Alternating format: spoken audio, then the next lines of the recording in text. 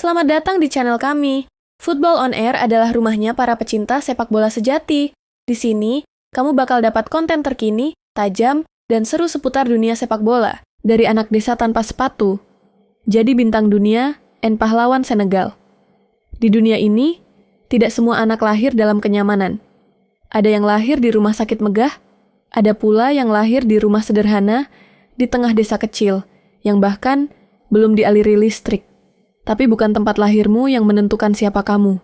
Yang menentukan adalah hati, mimpi, dan perjuangan. Inilah kisah luar biasa tentang Sadio Mane. Dari desa terpencil di Senegal, hingga puncak kejayaan sepak bola dunia. Kisah tentang kerja keras, pengorbanan, dan hati yang tak pernah lupa pada asal-usulnya.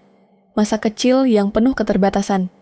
Sadio Mane lahir pada 10 April 1992 di sebuah desa kecil bernama Bambali, di wilayah selatan Senegal. Desa itu sangat terpencil. Tidak ada listrik, tidak ada jalan aspal, tidak ada rumah sakit. Di sana, kehidupan berjalan lambat, penuh kesederhanaan, dan kadang penuh penderitaan. Mane tumbuh di keluarga yang sangat religius. Ayahnya adalah seorang imam masjid yang sangat dihormati, dan ibunya seorang ibu rumah tangga sederhana. Kehidupan mereka jauh dari kemewahan. Bahkan, sekadar untuk membeli pakaian baru saja sudah menjadi kemewahan tersendiri. Sejak kecil, Mane sudah akrab dengan kerja keras. Ia sering membantu ibunya bertani, mengangkat air dari sumur, dan merawat adik-adiknya. Tapi di sela-sela itu semua, ada satu hal yang selalu membuatnya bersemangat. Sepak bola. Ia bermain bola dengan teman-teman sekampungnya. Tidak ada bola sungguhan, hanya bola dari kain atau plastik bekas yang diikat-ikat. Tidak ada sepatu, tidak ada lapangan. Tapi Mane kecil tidak pernah peduli. Ia hanya ingin bermain.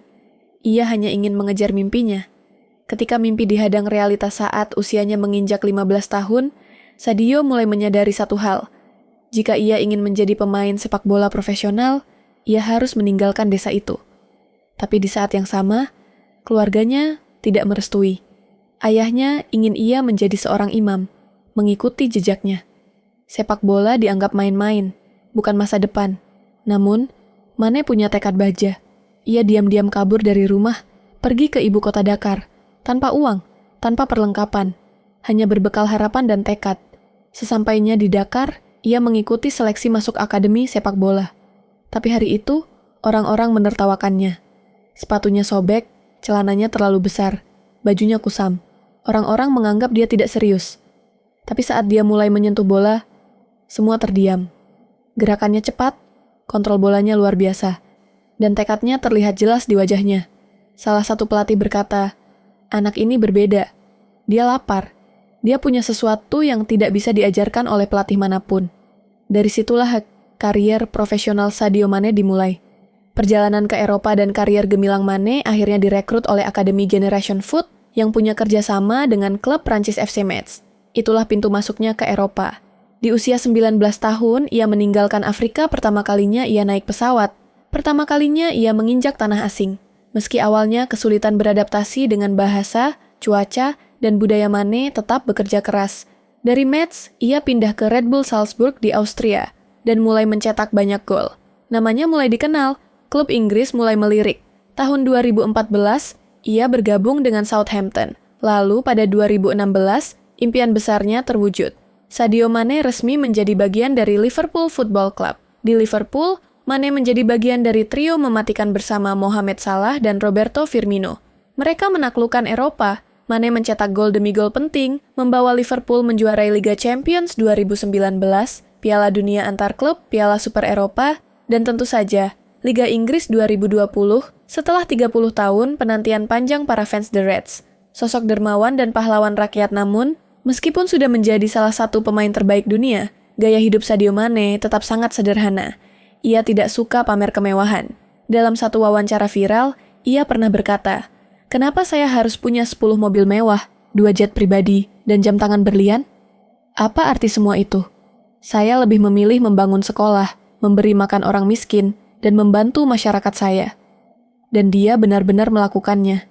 Mane menyumbangkan jutaan dolar untuk membangun rumah sakit di Bambali, sekolah menengah, masjid, jaringan internet, gratis untuk desa, fasilitas air bersih.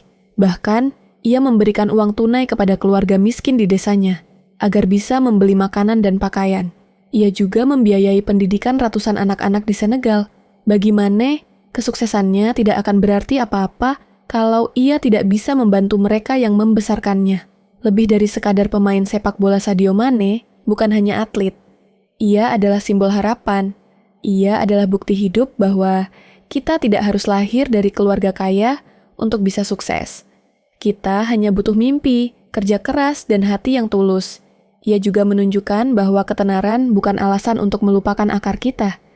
Justru sebaliknya, semakin tinggi kita terbang, semakin besar tanggung jawab kita untuk membantu.